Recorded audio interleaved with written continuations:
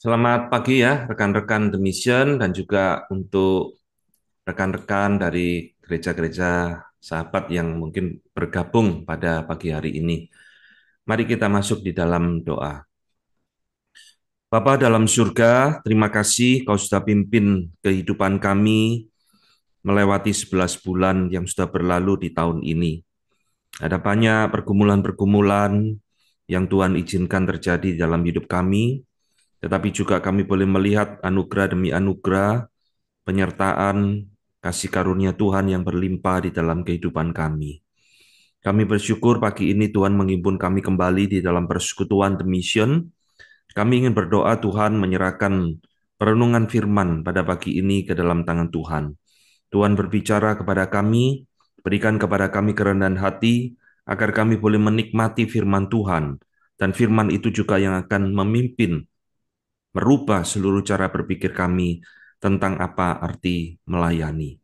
Terima kasih Bapa, di dalam nama Tuhan kami Yesus Kristus, kami berdoa dan mengucap syukur. Amin.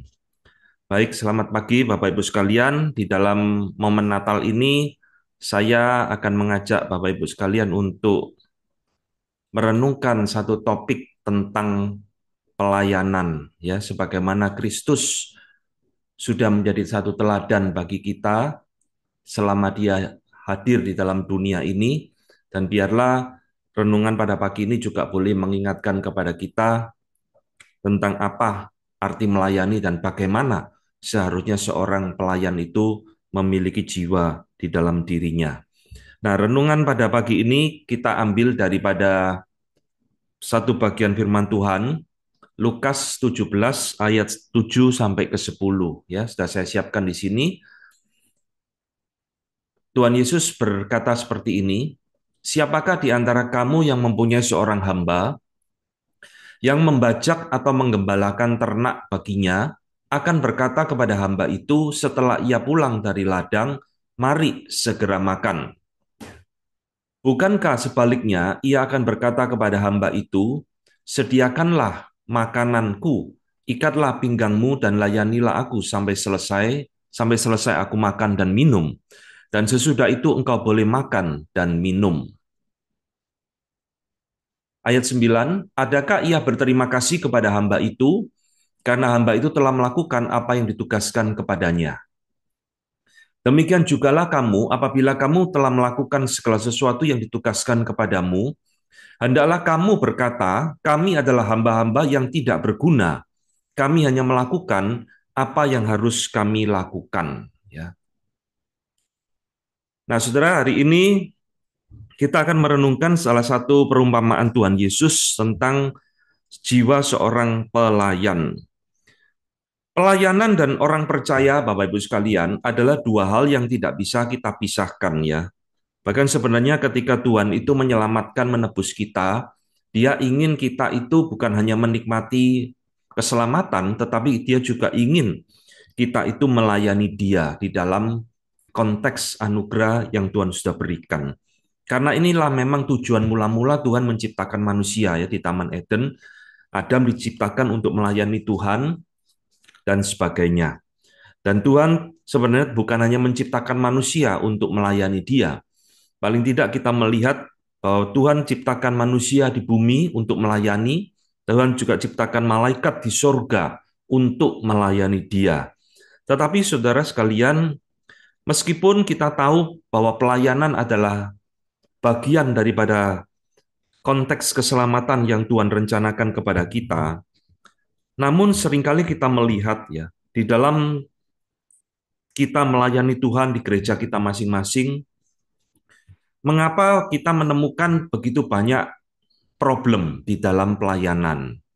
Kita bahkan melihat pelayanan adalah salah satu sumber konflik terbesar di dalam gereja atau pelayanan apapun itu, ya. Nah, salah satu penyebabnya adalah karena kita ini melayani tanpa ada satu konsep pelayan yang benar di dalam diri kita. Kita melayani dengan perspektif kita melayani dengan cara kita melayani dengan paradigma atau worldview kita masing-masing, sehingga di sanalah muncul berbagai macam konflik dan sebagainya, ya. Bahwa kita lupa, saudara, pelayanan itu bukanlah kita mencari kesibukan di rumah, di gereja. Karena kita nganggur di rumah, ya sudahlah, boleh saya melayani sebagai majelis, ya. Karena saya tidak banyak kegiatan, ya bolehlah saya melayani di gereja. Saudara, kita melayani sesuatu yang dengan satu konsep yang keliru, saudara. Nah, hari ini kita mau belajar bahwa pelayanan sebenarnya itu adalah satu persembahan hidup kita kepada Tuhan. Pelayanan bukan karena kita nganggur, karena banyak waktu, ya, tapi karena adalah itu persembahan hidup kita kepada Tuhan. Nah, itulah sebabnya saudara, hari ini saya ingin mengajak kita merenungkan di momen Natal ini, sebagaimana Kristus telah melayani kita, bagaimana seharusnya kita melayani Dia di dalam persembahan hidup kita melalui perumpamaan Lukas pasal 17 yang tadi kita baca. Ya. Perumpamaan ini jarang dikhotbahkan, saudara, tetapi ini sesuatu yang sangat indah sekali untuk menjadi perenungan bagi kita. Ya, Tuhan Yesus di situ mengajarkan bagaimana seorang pelayan itu harus melayani tuannya, dan kita akan belajar tentang 4 hal, 4 poin yang saya temukan, apa yang Tuhan Yesus ingin ajarkan di dalam perumpamaan ini. Ya, yang pertama, Bapak Ibu sekalian, hari ini saya tidak terlalu banyak pakai PowerPoint ya. Bagaimana ini? Yang pertama adalah seorang pelayan itu harus memiliki jiwa seorang hamba. Seorang pelayan harus memiliki jiwa seorang hamba. Ya. Kata hamba, saudara, dalam bahasa aslinya Yunani itu doulos ya, yang berarti adalah budak. Ya. Nah, budak ini itu adalah seorang yang telah dibeli oleh tuannya untuk melayani tuannya. Jadi seorang budak itu tidak lagi memiliki nilai di dalam dirinya. Seorang budak itu telah kehilangan hak di dalam dirinya, sehingga dia harus memberikan hidupnya sepenuh hidup, sepenuh waktunya untuk tuannya. Nah, ini adalah konsep seorang hamba, seorang budak. Nah, mengapa kita melayani seringkali menemukan problem ya di dalam gereja? Karena banyak orang melayani di dalam gereja itu lupa bahwa dirinya itu adalah seorang hamba. Jadi ketika seorang melayani seringkali justru berpikir, saya sekarang jadi pemimpin di gereja ini. Apalagi kalau jadi ketua ya. Wah, saya jadi ketua majelis, saya jadi ketua panitia, dan sebagainya. Kita lupa bahwa kita ini adalah seorang hamba. Saudara sekalian, jiwa seorang hamba itu muncul di dalam beberapa karakter yang penting. Kita lihat bahwa seorang hamba itu tidak mencari kemuliaan diri, saudara. Ya, jadi seorang hamba itu selalu memberikan persembahan kemuliaan itu kepada tuannya. Kalau dia bekerja keras, menghasilkan sesuatu yang baik, kemuliaan itu, pujian itu bukan untuk dirinya, saudara, tetapi untuk Tuhan yang dia layani. Nah, inilah yang kita temukan di dalam perumpamaan ini. Seorang hamba itu juga harus melihat bahwa dirinya itu tidak lebih hebat daripada orang lain. Jadi seorang hamba tidak boleh sombong bahwa saya lebih mampu dari hamba yang lain, saya lebih hebat daripada hamba yang lain, tetapi seorang hamba adalah ya hamba. Dia cuma seorang pelayan dari tuannya yang tidak lebih baik dari orang yang lainnya. Dengan kata lain, seorang hamba itu memiliki satu kesadaran, saudara, di dalam dirinya bahwa dia adalah orang yang penuh dengan kekurangan. Orang yang mau terus dibentuk oleh tuannya, yang mau dipoles untuk menjadi seorang hamba yang lebih baik di dalam dia melayani tuannya. Ya, ini adalah jiwa daripada seorang hamba. Dengan kata lain, seorang hamba itu dia tidak menuntut apa-apa dari tuannya. Ya, saya selalu memberikan ilustrasi sederhana, saudara. Di dalam diri kita ini selalu ada makanan favorit, ya. Ada restoran favorit yang kita seringkali makan di restoran itu. Tetapi saya mau bertanya, saudara, saudara kenal nggak kokinya siapa di restoran itu? Saya yakin kita tidak kenal, saudara. Kita pokoknya datang ke restoran itu, kita senang dengan menu-menu tertentu, makannya dengan lahap, kita puji enak, yang kita puji adalah restorannya, saudara. Wah, restoran di situ makanannya enak, ya. Tapi kita tidak pernah tahu kan siapa koki di balik makanan enak itu, saudara. Karena bagi kita itu tidak penting. Ya, saudara, itulah kira-kira seorang hamba, saudara. Seorang hamba itu tidak penting bagi orang lain, ya. Nah, dia tidak mencari kemuliaan, tidak mencari pujian dari orang lain. Ya, yang penting tuannya disenangkan. Yang penting tuannya bersukacita, menerima dengan apa yang dia lakukan. Ya, saudara sekalian, di dalam kita melayani Tuhan ada satu bahaya ya yang selalu ada di dalam pelayanan. Termasuk itu bisa terjadi di dalam diri kita, saudara. Nah, bahaya itu adalah kalau kita melayani Tuhan, kita kehilangan jiwa seorang hamba dan menggantikan itu dengan jiwa seorang bos. Nah, ini yang bahaya ya. Kita boleh jadi bos di perusahaan kita masing-masing, saudara. Tapi ketika di dalam pelayanan itu harus ditanggalkan, saudara. Harus dilepas, bahkan harus dibuang. Kita menjadi sama dengan orang yang lain. Saudara, inilah yang terjadi dengan murid-murid ya, saudara, di dalam pelayanan mereka. Paling tidak kita menemukan beberapa kali para murid itu bertengkar, Markus 9 ayat 33, dan paralelnya Matius 18 dan Lukas pasal 9, para murid itu bertengkar siapa yang terbesar di antara mereka. Dan ini terulang lagi, saudara, di dalam Lukas 22 ayat 24. Ya. Bahkan saat perjamuan kudus pun, para murid bertengkar siapa yang terbesar di antara kita. Coba bayangkan, saudara, ini murid-muridnya Tuhan Yesus pun bisa jatuh kepada satu kesalahan, siapa yang terhebat, siapa yang terbesar di antara kita. Ya. Nah, ini berbanding terbalik kalau kita ingat tentang pelayanan Yohanes Pembaptis. Ya. Yohanes Pembaptis tidak terlalu lama dicatat di dalam Alkitab, tetapi pelayanannya adalah satu pelayanan yang berkesan, saudara, bagi kita.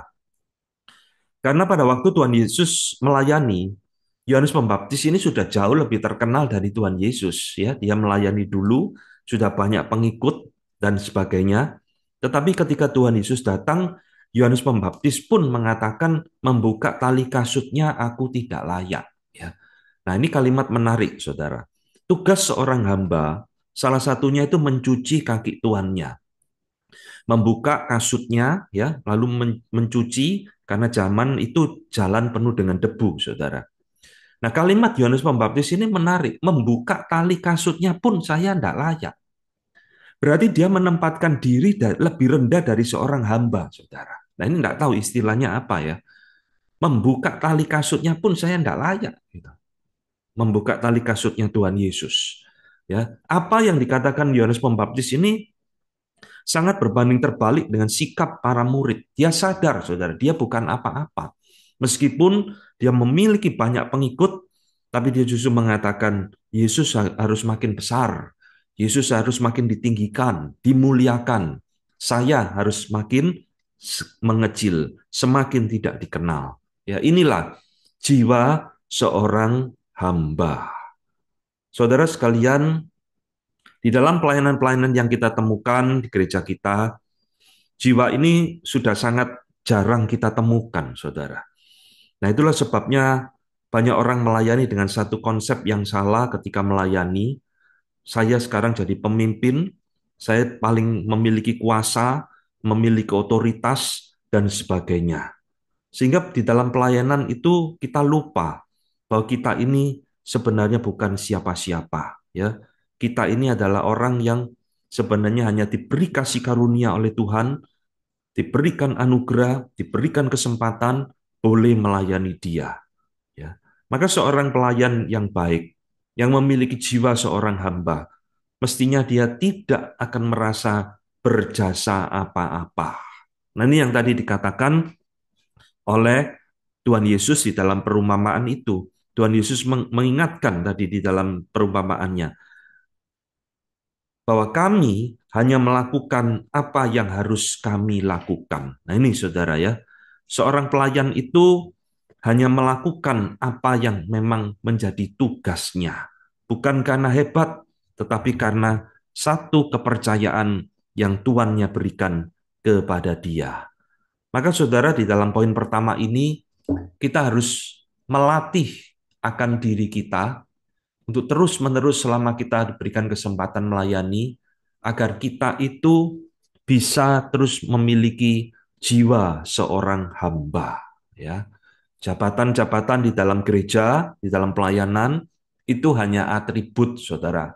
Ketua, wakil ketua, bendahara, dan sebagainya, itu hanya atribut semata-mata yang tidak ada gunanya. Ya, jadi inilah kalau kita memiliki jiwa seorang hamba, maka kita itu siap untuk mempersembahkan hidup kita kepada Tuhan sebagai pelayan. Ya, ini yang pertama, saudara. Yang kedua, di dalam perumpamaan ini kita menemukan apa sih yang harus kita lakukan supaya kita bisa melayani Tuhan dengan baik. Seorang pelayan di dalam perumpamaan ini dikatakan dia harus mencintai tuannya. Nah ini saudara, bagaimana kita bisa menjadi seorang pelayan yang baik kalau kita ini tidak mencintai tuan kita? Ya, seorang budak dibeli oleh tuannya untuk mengabdi, mempersembahkan hidup kepada tuannya, sekaligus dia harus mengenal karakter tuannya, dia harus belajar mencintai tuannya. Saudara, memang di dalam konteks perbudakan masa itu bukan hal yang gampang ya, saudara. Seorang budak itu harus mencintai tuannya. Tetapi di dalam konteks pelayanan, inilah yang harus dilakukan oleh seorang pelayan, saudara. Rahasia kebesaran pelayanan seorang hamba, dia harus mengenal dan mencintai tuannya. Ini mutlak, saudara. Kalau kita tidak mengasihi Tuhan kita tidak mengenal Tuhan kita melayani hanya karena, yaitu tadi, banyak waktu, kita melayani hanya karena nganggur, kita melayani hanya kewajiban, ya saya dipilih lah, ya sudah saya jadi majelis. Maka kita tidak akan pernah ada satu hati sungguh-sungguh untuk mencintai pelayanan yang Tuhan percayakan kepada kita. Ya. Ketika kita bisa mencintai Tuhan kita, maka pelayanan yang berat itu akan menjadi ringan bagi kita. Karena kita adalah seorang hamba, seorang budak di mata tuannya. Saudara yang dikasih Tuhan, di dalam Alkitab ya, ada satu cerita yang sangat menyentuh hati kita. Cerita itu dicatat di dalam 2 Samuel 23 ayat ke-15. Pada waktu itu Daud itu berada di dalam satu pelarian, saudara. Ya, mungkin dalam konteks dikejar-kejar Saul atau dalam konteks peperangan ya, saya agak lupa. Lalu Daud ini merindukan air dari perigi di kota Bethlehem. Jadi dia ini sebagai pelarian, dia itu sangat kangen minum dari air dari sumur di kota Bethlehem. Ya. Di dalam ayat 15 dikatakan seperti ini. Sekiranya ada orang yang memberi aku minum air dari perigi Bethlehem yang ada dekat pintu gerbang. Ya. Saudara-saudara, Daud ini di dalam ayat tersebut hanya batin di dalam dirinya. Sekiranya ada orang kasih saya minum air dari sumur Bethlehem, betapa senangnya saya. Saya merindukan air Bethlehem. Ya, dia ini tidak memberikan perintah kepada siapa-siapa, saudara. Tetapi di dalam ayat 16, di situ ada satu peristiwa yang mengagetkan kita. Ada 3 jenderalnya Daud yang mendengar apa yang Daud ngomong. Jadi Daud ini ngomong dengan dirinya sendiri ya. 3 jenderalnya ini mendengar, saudara. Oh, ternyata rajaku menginginkan minum air dari Bethlehem. Nah, saudara baca nanti di dalam 2 Samuel pasal 23. 3 jenderal ini meresikokan dirinya, saudara. Menyusup masuk ke daerah musuh, pada waktu itu Bethlehem dikuasai musuh, menyusup ke daerah Bethlehem hanya untuk mengambil air bagi Daud. Coba bayangkan, saudara. Ya, meresikokan dirinya hanya untuk mengambil air minum supaya Daud minum dari sumur Bethlehem, supaya Daud hatinya disenangkan. Saudara-saudara, ini luar biasa ya, saudara. Pertanyaannya, kenapa kok mereka mau melakukan ini? Alah, cuma air aja, minum air di mana-mana kan ya sama, ya kan? Mau sumur Bethlehem, sumur Yerusalem atau dimanapun ya namanya air ya sama. Tapi tiga jenderal ini mau meresikokan dirinya. Jawabannya ada cuma satu, saudara. Karena tiga jenderal Daud ini mencintai tuannya, mencintai Daud. Nah, saudara, ini yang harus ada di dalam diri kita ketika kita mau melayani Tuhan. Ya, pelayanan yang berat jadi ringan, pelayanan yang sulit tidak lagi jadi sulit kalau kita mencintai Tuhan kita. Seorang pelayan yang mencintai tuannya, dia pasti melakukan apa yang terbaik bagi tuannya. Saudara-saudara, di dalam sejarah gereja dapat begitu banyak contoh-contoh yang luar biasa yang menjadi satu legacy bagi kita, ya. Banyak orang-orang yang mencintai Tuhan akhirnya harus meninggalkan segala hal di dalam hidupnya. David Livingstone meninggalkan Inggris menjadi misionari di Afrika, ya. Hudson Taylor juga meninggalkan Inggris menjadi misionari di China. William Carey meninggalkan segala kenikmatannya menjadi misionaris di India. Why? Because they love their God. Ini jawabannya. Karena mereka mencintai Tuannya, mencintai Allah yang mereka layani. Ya, saudara-saudara, kalau kita tidak mencintai Tuhan kita, tidak mencintai Allah kita, maka pasti kita tidak juga akan mencintai pelayanan yang diberikan kepada kita, saudara. Dan ketika kita tidak mencintai pelayanan dan Tuhan kita, ini pasti tidak ada kesetiaan di dalam pelayanan. Ya, Paulus pernah menyesalkan salah seorang rekan kerjanya yang bernama Demas. Di dalam 1 Timotius ya, kalau tidak salah, dia berkata, Demas meninggalkan aku karena Demas lebih mencintai dunia. Nah ini saudara. Kalau kita tidak ada hati untuk mencintai Tuhan, maka di dalam pelayanan kita juga tidak ada kesungguhan, ketaatan di dalam melayani Tuhan. Lihat saudara Saul, bagaimana dia dipilih oleh Allah menjadi raja, tapi karena dia tidak mencintai tuannya, saudara, tidak ada ketaatan. Saul berulang kali memberontak, tidak taat kepada perintah Tuhan, dan sebagainya. Dan ketika kita tidak mencintai Tuhan kita, pasti kita juga tidak ada kerelaan untuk mau berkorban bagi Tuhan. Maka saudara, di dalam poin ini kita harus terus belajar ya di dalam hidup kita supaya kita belajar mencintai Tuhan makin hari makin dalam. Tahun ini akan segera berlalu, tahun depan kita boleh belajar lebih mencintai Tuhan di dalam kehidupan kita. Dan inilah mencintai Tuhan telah dimulai dari relasi seorang hamba dengan tuannya. Belajar mengenal tuannya. Saudara, di dalam 1 Yohanes 2:15 dikatakan, kalau kita mengasihi dunia dan segala apa yang ada di dalamnya, maka kasih kepada Bapa tidak ada kepada orang tersebut. Ya, nah inilah gambaran seorang hamba di dalam Lukas pasal 17. Tadi kita membaca, saudara, hamba ini disuruh bekerja membajak sawah di luar rumah dan sebagainya.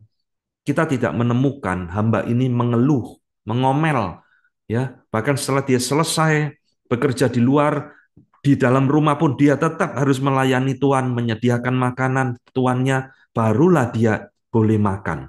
Ini satu gambaran, saudara. Bagaimana seorang hamba di dalam Lukas 17 ini digambarkan sebagai hamba yang sungguh-sungguh dan setia di dalam mengerjakan tugas yang diberikan kepada dia. Ya, saudara-saudara, kalau kita tidak mengasihi Tuhan kita, pelayanan kita itu menjadi sia-sia.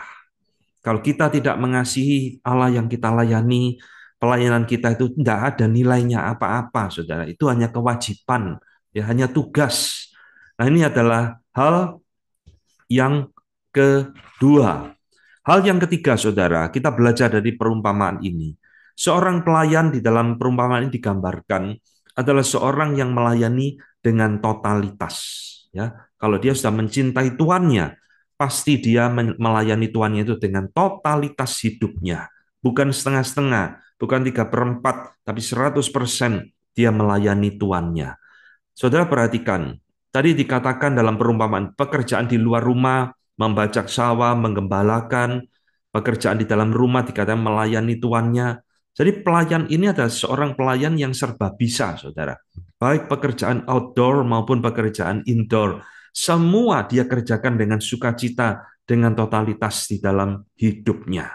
Nah, dengan kata lain, saudara, orang yang mengasihi tuannya, dia akan melayani dengan sungguh-sungguh, dengan komitmen di dalam pelayanan yang diberikan kepada dia. Dia menjadi seorang pelayan yang bertanggung jawab di dalam dirinya. Ya, saudara-saudara, seorang yang melayani Tuhan, memberikan pelayanan yang terbaik kepada tuannya, dia harus belajar untuk seperti seorang Nehemia. Ya, di dalam kitab Nehemia di situ juga menjadi satu contoh yang indah bagi kita ya saudara. Bagaimana Nehemia itu pulang ke Yerusalem, dia memiliki visi untuk membangun kembali tembok Yerusalem yang hancur ya. Dan dia melayani di dalam pembangunan tembok Yerusalem itu bukan perkara yang gampang ya. Dia mengalami pertentangan, hendak dibunuh dan sebagainya. Tetapi karena dia mengasihi Tuhan, dia mengerjakan pelayanan itu dengan totalitas dan akhirnya tembok Yerusalem itu bisa selesai, saudara. Ini yang harus ada di dalam diri kita. Jika kita ingin, saudara, pelayanan kita itu memiliki dampak yang besar, maka tidak boleh melayani dengan sembarangan. Tidak boleh melayani dengan asal-asalan. Tidak boleh melayani dengan pokoknya jadi. Tapi kita mau belajar dari hamba di dalam Lukas 17 ini adalah seorang yang memberikan hidupnya secara total kepada tuannya. Ya, semangatnya tidak pernah kendor, saudara, di dalam melayani. Dan ini yang juga kita lihat di dalam kehidupan Rasul Paulus yang boleh juga jadi teladan bagi kita. Bagaimana dia melayani dengan membayar harga di dalam hidupnya. Dia dicambuk, dirampok, dan sebagainya. Ya mungkin kita tidak harus mengalami seperti Paulus, tapi kita bisa mengambil satu teladan penting, arti seorang yang mau melayani Tuhan, memberikan hidupnya secara totalitas untuk Tuhan. Ya, saudara-saudara, kalau kita melayani Tuhan dengan memberikan totalitas di dalam hidup kita, dengan satu kesungguhan, maka di situ akan muncul kesetiaan di dalam diri kita. Ya, orang yang melayani Tuhan dengan totalitas, mengasihi tuannya, pasti di situ ada kesetiaan, faithfulness. Meskipun pelayanan itu sulit. Ketika kita melayani, mencintai Tuhan kita, kita akan memiliki satu endurance di dalam pelayanan kita ya, daya tahan menghadapi kesulitan, tantangan seperti Nehemia, seperti Paulus dan sebagainya. Dan kita juga pasti akan memiliki kerelaan hati untuk mau berkorban bagi tuannya. Nah, ini yang ketiga yang kita temukan di dalam perumpamaan ini. Yang terakhir, saudara, poin keempat, kita menemukan di dalam perumpamaan ini, seorang pelayan itu digambarkan, dia tidak memikirkan upahnya. Nah, ya, di dalam pelayan yang baik, pelayan yang mencintai Tuhan, dia tidak pernah memikirkan untung ruginya di dalam melayani. Saudara, Petrus di dalam Matius 19 ayat 29 kembali mengulang satu kesalahan konsep pelayanan. Ya, kami ini telah meninggalkan segala sesuatu untuk mengikut Engkau, Tuhan. Jadi apa yang akan kami peroleh? Nah, ya, Petrus ini punya jiwa dagang, saudara, untung rugi. Saya sudah tinggalkan perahu saya menjadi muridmu. Lah sekarang apa upahnya? Apa untungnya bagi kami? Ya, saudara, ini terbalik dengan Lukas 17, seorang hamba yang tadi kita baca. Di dalam Lukas 17 ini, dia tidak berani bicara tentang upah, saudara. karena dia sadar dia seorang hamba. Ya. Maka di dalam poin inilah kita menemukan satu kalimat yang penting di dalam Lukas 17 ini. Kami hanya hamba yang tidak berguna. Nah ini, ya, unworthy servant di dalam beberapa terjemahan bahasa Inggris. Kami ini adalah hamba yang tidak berguna sebenarnya. Kami hanya melakukan apa yang diberikan kepada kami, apa yang menjadi tugas kami. Saudara-saudara, kasih Tuhan, mengapa pelayanan-pelayanan di dalam gereja dan sebagainya seringkali kita begitu sulit menemukan orang-orang yang setia, yang komitmen, karena banyak di antara mereka yang melayani. Sebenarnya pelayanan dengan motivasi jiwa dagang, saudara. Saya melayani Tuhan supaya saya diberkati. Saya melayani Tuhan supaya pekerjaan saya sukses. Saya melayani Tuhan supaya saya sembuh dari penyakit saya.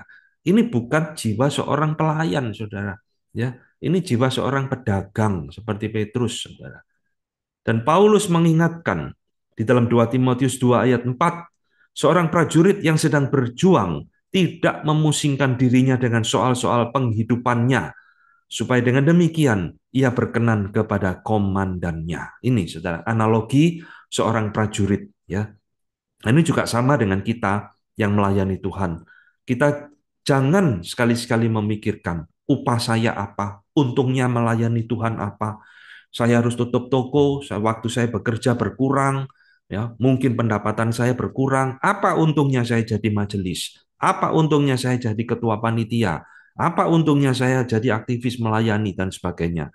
Jadi saudara, tujuan melayani itu bukan supaya kita mendapat upah, saudara.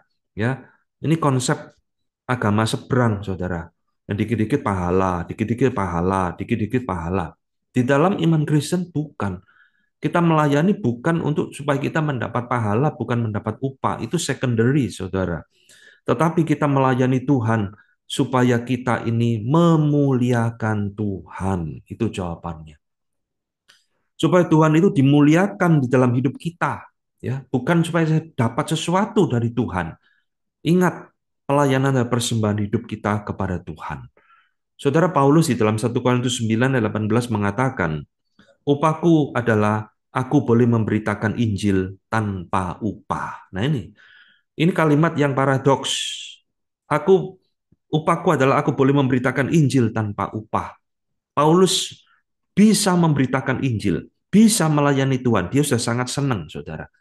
Ya, dia sudah tidak memikirkan upah-upah jasmani dan lain-lain, saudara. Upah itu hanya side effect dari pelayanan kita, ya. Dan kita seharusnya tidak memikirkan apa yang menjadi upah kita. Karena seorang pelayan yang memikirkan upahnya, dia sebenarnya bukan mencintai Tuhan. Dia sedang mencintai dirinya sendiri. Dia sedang mencintai apa yang dia inginkan. Dia memikirkan apa yang jadi keuntungan bagi dirinya sendiri. Saudara-saudara, ini fenomena yang mengerikan ya di dalam gereja zaman sekarang ya.